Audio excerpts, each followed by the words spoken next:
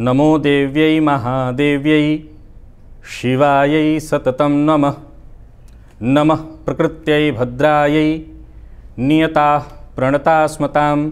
नमस्कार प्रिय दर्शकों, हाजिर हूँ मैं और आज मैं माँ महिषासुरमर्दिनी के दरबार में आया हुआ हूँ। प्रिय दर्शकों, जब मैं पटना में था तो आप लोग कई बार मेरे कार्यक्रम में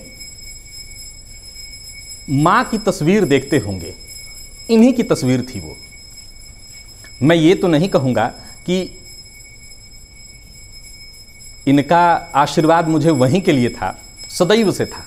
जब से बाल्यकाल से शिक्षा ग्रहण करता रहा, इन्हीं का दर्शन करता रहा मैं, और इनकी कृपा सदैव मिली।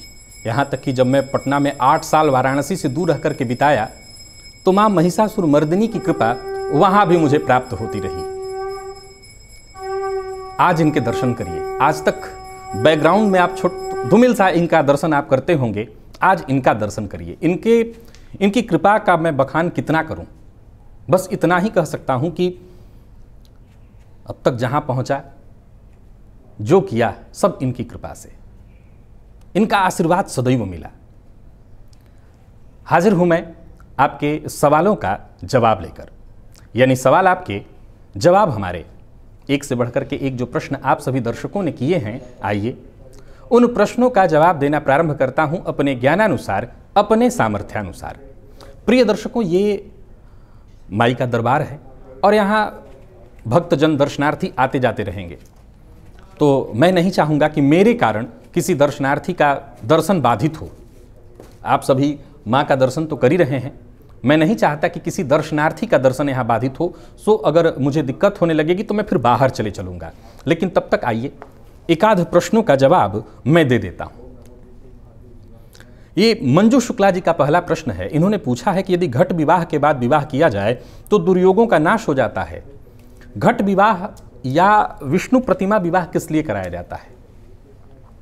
मांगलिक दोष में कन्या भर्तु विनाशाय, कन्या की कुंडली में हो तो पति का ये नाश करने वाला शब्द कहा गया। भगवान जो विष्णु हैं वो अमर पति हैं, वो कभी मरते नहीं। तो फिर शास्त्र ने कहा कि पहले उनसे विवाह करा दिया जाए तो इस कन्या का जो वैधव्य दोष है वो नाश हो जाएगा। तो बिल्कुल कुंभ विवाह करा करके, विष्णु प्रतिमा विवाह करके विवाह कराया जाए तो निसंदेह मंगल दोष का शमन हो जाता है। बड़ा आनंद आ रहा है यहाँ पर प्रश्नों का जवाब देते हुए, और विशेष करके माई के शरण में बैठ करके प्रश्नों का जवाब देना, ये तो बड़े ही सौभाग्य की बात है। विजय जाधव जी हैं, और एक बात मैं बता दूं कि आप सभी दर्शक आज जो माई का दर्शन कर रहे हैं, इनका बस समझ लीजिए कि इनका दर्शन किया, हर दुख दूर। आपने पूछा है पार्श्वगामी दृष्टि क्या है और वह किन ग्रहों को प्राप्त है, किस परिस्थिति में प्राप्त होती है। पार्श्वगामी दृष्टि के बारे में मैंने बताया था, समझाया भी था कि जन्म कुंडली के 6ठ भाव में शुक्र बैठे हों और अष्टम में देवगुरु हों तो ये दोनों अपने कारक भावों को देखेंगे। शुक्र 12वें भाव के कारक होते हैं और देवगुरु बृहस्पति धन भाव के। तो दोनों के दोनों जब अपने कारक भावों को देखेंगे तो सीधी सी बात है, जब कोई ग्रह किसी भाव का कारक हो उस पर दृष्टि डालता है तो उस भाव के बल को बली कर देता है। तो जब दोनों अपने अपने कारक भावों पर दृष्टि डालेंगे तो पहले तो उनका शुभ कर्तरी, एक शुभ कर्तरी योग के बारे में तो आपने सुना है, तो शुभ दृष्टि से शुभ कर्तरी योग का, शुभ मध्यत्व का निर्माण हो जाएगा। दूसरा, व्यय भाव को देख करके व्यय से संबंधित सुखों को, और ये धन भाव को देख करके धन से संबंधित सुखों को बलि करेंगे, और इन दोनों के बीच में लग्न अर्थात आप। तो ऐसी स्थिति में इन दोनों का जब अपने भावों को ये बल देंगे तो ये पार्श्वगामी दृष्टि है और इसमें लग्न बलि हो जाता है। वैसे पार्श्वगामी दृष्टि जो मैंने बताया था हर ग्रह को प्राप्त है। जब अपने वो कारक भाव को देखेगा तो सीधी सी बात है कि वो जिस भाव में कारक भाव ग्रह बैठे, जिस भाव में कारकत्व वो प्राप्त होता है उस भाव को बल देगा तो उससे बगल वाले भाव को भी, पीछे वाले भाव को भी उतना ही बल प्राप्त हो जाएगा। समीर वर्मा है, इन्होंने पूछा है कोई पुरुष या महिला तलाकशुदा हो या उनके पति या पत्नी ने उनको छोड़ दिया हो अथवा उनकी असमय मृत्यु हो गई हो, उस स्थिति में वह व्यक्ति धार्मिक कार्यों का पालन किस विधि से करे, गृहस्थ की तरह या सन्यासी की तरह? देखिए ध्यान से समझिए इस बात को। मृत्यु को प्राप्त होना, अगर पति या पत्नी की मृत्यु हो गई है तो वो विषय अलग हो जाएगा और तलाकशुदा की बात अलग हो जाएगी। तलाकशुदा में अलग हुए हैं तो ऐसा थोड़ी कि गृहस्थ आश्रम का मतलब ठीक है कि दाम्पत्य सुख हो, पति पत्नी साथ हो, ये गृहस्थ आश्रमिक जीवन है। लेकिन अगर विवाह बंधन में नहीं है तो इसका ये मतलब भी नहीं है कि वो सन्यासी हो जाएंगे। सन्यास धर्म अलग है। तो वो सारे जो कृत्य हैं, पति या पत्नी की मृत्यु हो गई है वो कृत्य अलग होंगे। लेकिन बाकी के अगर देखा जाए तो केवल तलाकशुदा वाली बात है, उसमें सारे जो धार्मिक कृत्य हैं जैसे गृहस्थ आश्रमी करते हैं वैसे ही करेंगे। इसमें सन्यासी वाली कोई बात नहीं। सन्यास आश्रम, यहाँ भी सन्यास की दो बातें हैं। एक तो सन्यास आश्रम यानी चौथा जो आश्रम है उस तक हम पहुंच गए हैं, या संन्यास्त वाली स्थिति, सन्यास हमने लिया, वो बात अलग हो जाती है। तो यहाँ गृहस्थ आश्रम की तरह ही होगा। और इन्हीं का एक और प्रश्न है कि पूजा स्थल में यदि घर में बहुत सारी भगवान की मूर्तियां या तस्वीरें हों तो उन सब की पूजा अर्चना भोग इत्यादि कैसे लगाएं, क्योंकि कई बार ऐसा होता है कि कुछ मूर्तियां बहुत छोटी होती हैं जिनके कारण हिल जाती हैं और तस्वीरें अलग अलग कमरों में अधिक ऊंचाई पर होती हैं। बड़ा सरल है, आप घर के सभी देवी देवताओं की पूजा करने के निमित्त एक जगह, जैसे घर में माई की कोई मूर्ति आपने रख दी, शिवलिंग रख दिया, या ठाकुर जी को आपने रखा है, तो सबकी पूजा, सबका ध्यान करके एक ही जगह उनकी पूजा करिए, वहीं पर भोग लगा दीजिए और इसी से सबकी पूजा हो जाएगी। अलग अलग सबको बस आप दीपक दिखा दीजिए, बाकी आपको न तो तस्वीरों पर चंदन लगाने की कोई आवश्यकता है न ऐसा कुछ। अगर आपके पास है फूल माला इत्यादि तो आप चाहें चढ़ा सकते हैं, लेकिन मुख्य देवता एक हैं, उन्हीं की आराधना से सबकी आराधना हो जाएगी। ये भूपेश वाजपेयी जी हैं, इन्होंने पूछा है चंद्रमा अपने नक्षत्र में 12वें भाव में हो और पीड़ित हो तो चांदी का कड़ा या चैन धारण कर सकते हैं? बिल्कुल कर सकते हैं। वैसे चंद्रमा अपने नक्षत्र में है, उसकी जगह मैं बता दूं आपको कि चांदी का कड़ा या चेन धारण करने से ज्यादा बेहतर होगा आप भोलेनाथ की आराधना करिए, पूर्णिमा का व्रत करिए, उससे ज्यादा आपको फायदा मिलेगा। अगला प्रश्न है, ये हैं सूर्यदेव सिंह जी, इन्होंने पूछा है अगर सूर्य स्वराशि में बैठे हों केतु के साथ तो क्या ग्रहण मान्य होगा या सूर्य का बल बढ़ेगा या दोनों होगा? जी दोनों होगा, ये दोनों ही होगा। केतु सूर्य के साथ स्वगृही होंगे तो केतु सूर्य के बल को बलि करेंगे, इसमें कहीं कोई दो मत नहीं। लेकिन केतु का अपना जो प्रभाव है वो कहीं ना कहीं कई बार भटकाव, हालांकि यहां देखें तो सूर्य की राशि में होने के चलते और सूर्य के साथ युति में होने के चलते श्रेष्ठ प्रभाव ज्यादा मिलेगा, यानी सूर्य के बल को ज्यादा वृद्धित करेंगे। अब अगर वहां अकारक स्थिति हुई तो ये ध्यान रखना होगा कि मान लिया जाए उस लग्न में सूर्य अकारक हुए तो अकारकत्व में ही उनके वृद्धि होगी, न कि कारकत्व में। हाँ, ये जरूर है कि केतु सूर्य के साथ सूर्य की राशि में बैठे हैं तो प्रभाव सूर्य का बढ़ाएंगे वो। और ये मिलिंद धाकड़ है, इन्होंने पूछा है कि क्या श्रीम मंत्र का संपुट लगाकर श्री सूक्त पढ़ सकते हैं? आप पढ़ सकते हैं, वैसे तो मुझे लगता है कि संपुट लगाने की जरूरत ही नहीं है। श्री सूक्त का बस ऐसे ही पाठ करिए, बस ऐसे पाठ से ही मां लक्ष्मी की कृपा आपको प्राप्त हो जाएगी। परंतु आपकी इच्छा है कि आप श्रीम बीज लगाकर के करें तो कर सकते हैं।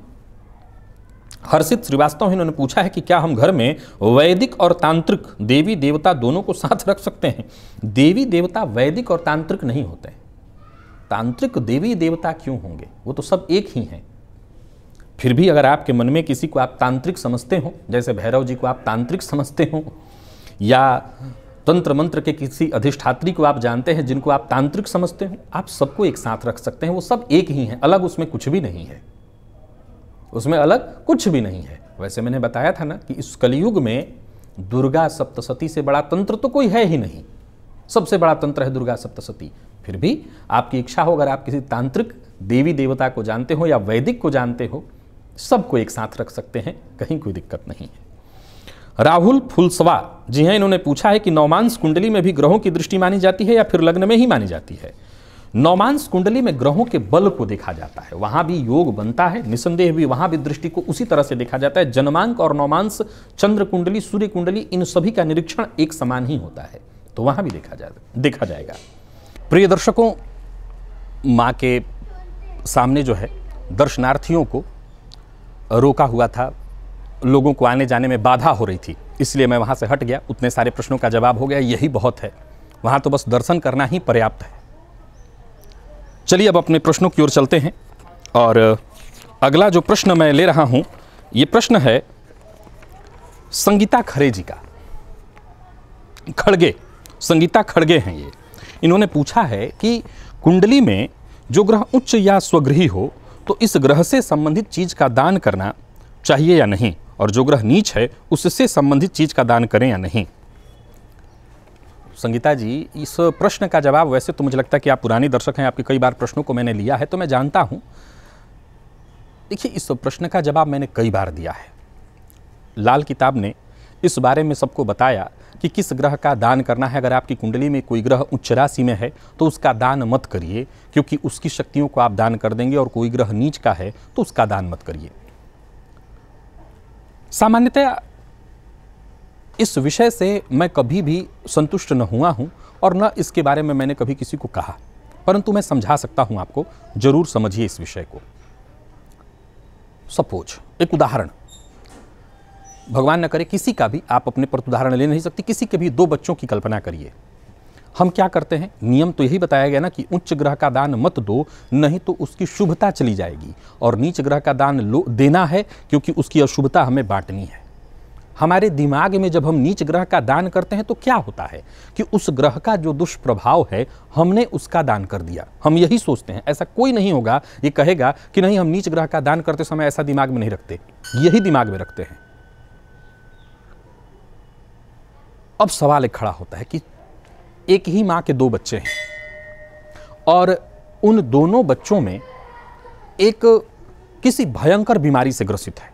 उदाहरण से समझिए, एक भयंकर बीमारी, लाइलाज बीमारी, और किसी ने अगर कहा कि ऐसा करो कि अपना आधा रोग अपने दूसरे भाई को दिला दो, आप अपने दूसरे बेटे को ऐसा करिए कि एक बेटे को तो रोग है ही, दोनों को बांट दीजिए थोड़ा थोड़ा। एक जो स्वस्थ बेटा है आपका, उसको ऐसा करिए कि आधा रोग जो है दे आइए, या अस्वस्थ भी है, मैं मान लेता हूं अस्वस्थ भी, क्योंकि दान कौन ले रहा है, दान लेने वाला तो वही है जो कमजोर है, चलिए वो अस्वस्थ है, और आपको यह कहा गया कि आपका जो दूसरा बेटा है उसको जाकर के इसका आधा रोग दे दीजिए। आप स्वीकार कर लीजिए, अगर आप मां हैं, कि कोई भी, मैं सबके लिए पूछता हूं, सभी लोगों से, आप एक बार स्वीकार करिए कि क्या आप अपने ऐसे बच्चों के साथ करना चाहेंगे। अगर नहीं करना चाहेंगे, जाहिर सी बात है कोई नहीं कहेगा, कोई ये नहीं कहेगा हां, तो सवाल उठता है प्रकृति कैसे स्वीकार करेगी इस बात को। प्रकृति की हम संतति हैं, तो प्रकृति इस बात को कैसे स्वीकार करेगी कि अपना नीच का जो प्रभाव है, जो दुख है, जाकर के अपने दूसरे बेटे को बांट दो। सुख के भोक्ता तुम तो दुख के भोक्ता तुम, फिर दान की महत्ता क्यों बताई गई है। दान की महत्ता का बड़ा अलग विषय है, और मैंने सदैव कहा है कि दान तो जरूरी है। गीता ने दान के बारे में बहुत कुछ कहा, और मैं समझता हूं कि ज्ञान दान सबसे श्रेष्ठ दान है, ताकि देने के बाद सामने वाले को फिर कहीं दान लेने की आवश्यकता न पड़े। हर किसी को ज्ञान का अधिकार है, और ज्ञान दान बेहद आवश्यक है। सभी के पास इतना ज्ञान हो कि फिर उन्हें कहीं किसी से दान न लेना पड़े। तो अब आपको आपके सवाल का जवाब मिल गया होगा। सचिन बिजवे, इन्होंने पूछा है, अगर सपने में किसी के मृत्यु की खबर मिले तो क्या यह अच्छा या बुरा, अगर बुरा तो ऐसे में हमें क्या उपाय करना चाहिए। स्वप्न में किसी के मृत्यु की खबर मिलना कोई समस्या नहीं। स्वप्न में मृत्यु के बाद रोना नहीं। अगर स्वप्न में मृत्यु की सूचना मिली तो क्या आपने रोया, अगर रोया तो यह बुरा है। लेकिन अगर स्वप्न में केवल सूचना मिली है तो ऐसी कोई समस्या इसमें नहीं। नैन्सी टकसाली हैं, इन्होंने पूछा है कि देश विदेश की यात्रा की इच्छा तो है, परंतु शुक्र मृत हैं, पापक ग्रह की दृष्टि है, तो क्या कभी यात्रा नहीं हो पाएगी। ऐसा किसने कहा कि शुक्र ही आपको विदेश यात्रा कराएंगे, कारक हैं ये, लेकिन इसका ये मतलब नहीं कि यही केवल आपको विदेश यात्रा कराएंगे। विदेश यात्रा के लिए आपकी जन्म कुंडली में और भी बहुत सारे ग्रह हैं। 12वें भाव के स्वामी को देखिए, 9वें भाव की स्थिति को देखिए, आपके पराक्रम भाव की स्थिति को देखिए। इन भाव के भावेश अगर बली स्थिति में हो तो भी विदेश यात्रा हो जाएगी। और मंगलेश माहेश्वरी हैं, इन्होंने पूछा है कि क्या ग्रहों से संबंधित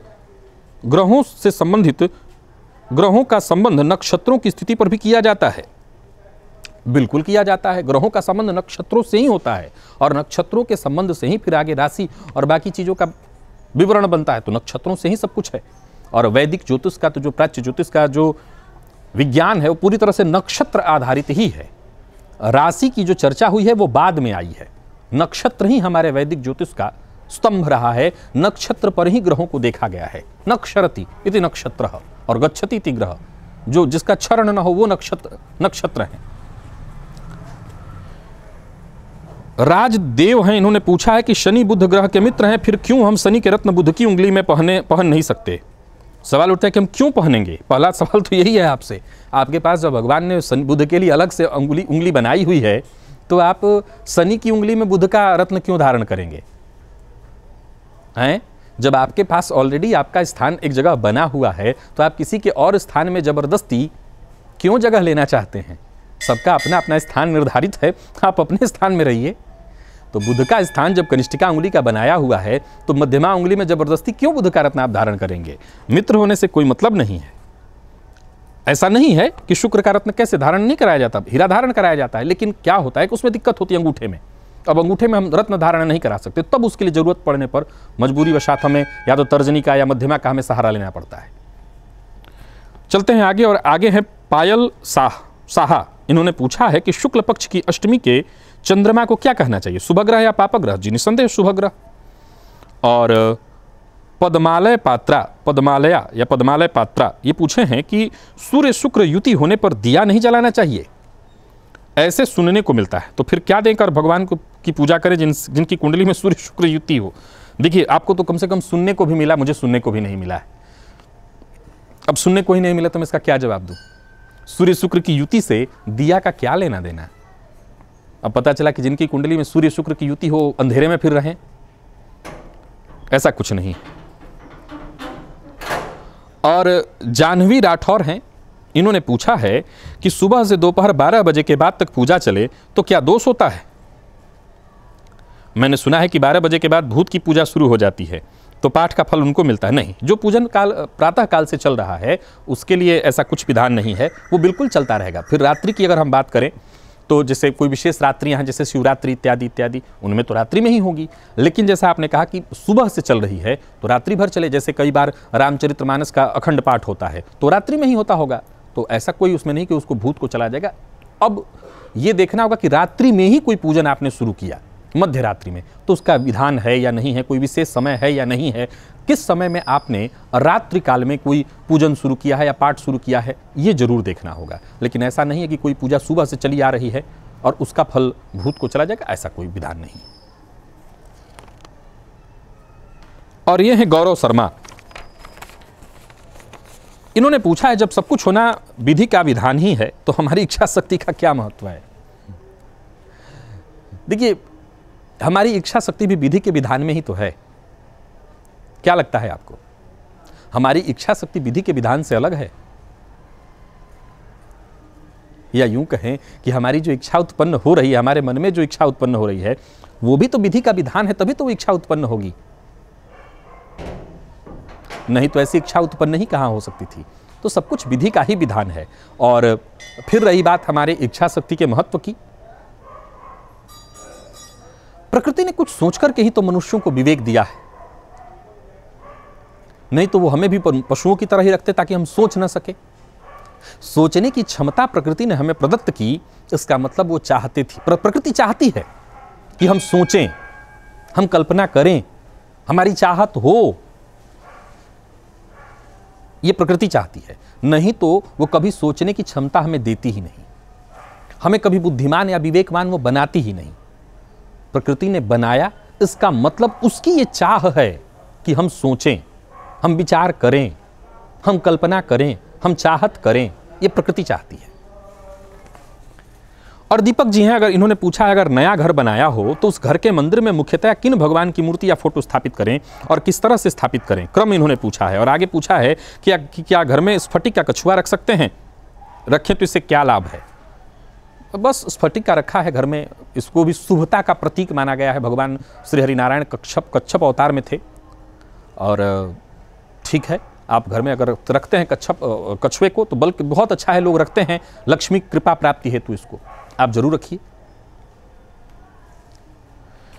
नए घर में किस देवता का मंदिर बनाया जाए या किस देवता की तस्वीर या मूर्ति स्थापित की जाए? देखिए, गृहस्थ आश्रमी के लिए सदैव मैंने एक ही बात कहा है कि आपके घर में शिवलिंग हो, ठाकुर जी हो, इन्हीं की मूर्ति या इन्हीं की प्रतिमा मुख्यतः होनी चाहिए हर गृहस्थाश्रमी के घर में।